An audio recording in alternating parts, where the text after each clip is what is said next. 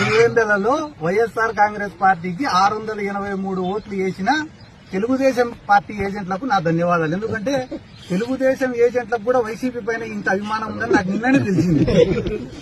కాబట్టి ముందుగా వాళ్ళకి ధన్యవాదాలు తెలుపుకుంటానా. అన్న, ఎవరైతే ఈరోజు ప్రెస్ మీట్లు పెట్టి లోపల నుంచి రావడం లేదు నువ్వు వాళ్ళకి, ఎందుకంటే 10,000 ఓట్ల కోసం మనం అందరం టికెట్లు కన్ఫర్మ్ చేసుకునేమేందిరా అని బాధపడుతున్నారు వాళ్ళే. అది కేవలం 10,000 ఓట్లుండే జెడ్పీటీసీ.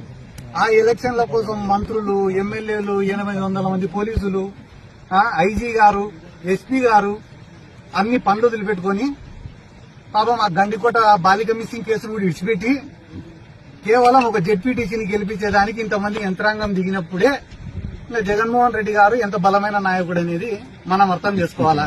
ఏదో పులివెందులలో జగన్మోహన్ రెడ్డి గారికి అవమానం చేస్తే వైఎస్ఆర్ కాంగ్రెస్ పార్టీ కథ అయిపోతుంది అని అనుకోవడం వాళ్ళ మూర్ఖత్వం. నేను గతంలో చెప్పినా మళ్లీ చెప్తున్నా, నంద్యాల బై ఎలక్షన్ లో కూడా జగన్మోహన్ రెడ్డి గారిని ఓడగొట్టేదానికి మొత్తం రాష్ట్రంలో ఉండే యంత్రాంగం అంతా దిగి ఓడగొట్టినారు. ఆ రోజు ఓడగొట్టిన తర్వాత సంవత్సరం రోజులకే ఎన్నికలు వస్తే 151 సీట్లు, అదే నంద్యాలలోనే 35,000 మెజార్టీ.